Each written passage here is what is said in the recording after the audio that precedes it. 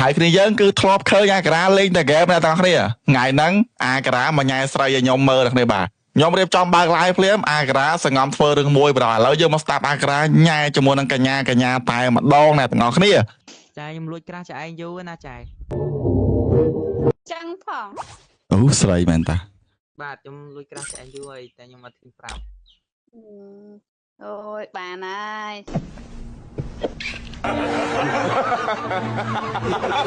ចូលរហូតតែចាឯងអត់ដឹងខ្ញុំចូលក្នុងបេះដូងខ្ញុំឃើញណាស់តែឃើញពួនខ្ញុំខ្ជិលនិយាយរកញ្ញាស្រីយ៉ា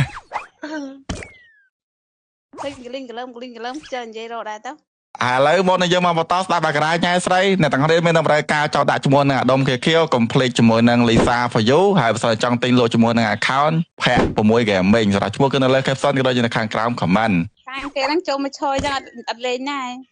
លេងគាត់នោះចូលចៃអត់មើលអសវីឯនោះអសវីអត់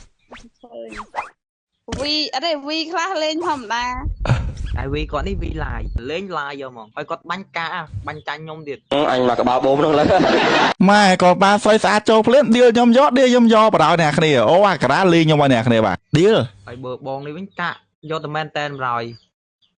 នេះជាងចាយជីមីទៀតអានេះវាដើម្បីស្រីវាឌីលបងហ៎20បងនេះបងអសវីនេះបាច់ចុះឲ្យងាប់នៅលើយន្តហោះយកបរយអាម៉េចទេទីទៅងាប់លើយន្តហោះហ្មងកាក់ដល់កម្រិតហ្នឹងអូខេពីគ្នាយើងចាំមើលណាថាវគ្គហ្នឹងខ្ញុំបានប្រមាណខៀលហើយអាការ៉ាហ្នឹងគេលេងជាមួយស្រីនេះគេបានប្រមាណខៀលអ្នកគ្នាចាំមើលរហូតដល់ចប់ទៅគឺបានដឹងអ្នកគ្នាបាទ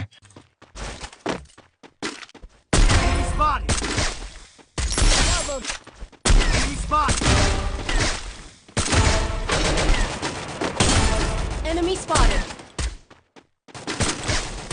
Wipeout. Enemy spotted. Thanks.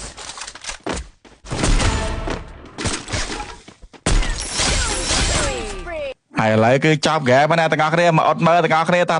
គហ្នឹងអាការ៉ាបានប្រមាណខៀលទាំងអស់គ្នាឌឺដងខ្ញុំខ្លាំងមែនតើមិនអញ្ចឹងណាគ្នាយើងចាប់ហើយទាំងអស់គ្នាអាការ៉ាបាន6ខៀលអ្នកគ្នានិយាយថាសំដីលយខ្លាំងមែនតើអ្នកគ្នាអើយចាប់យកហ្មងណា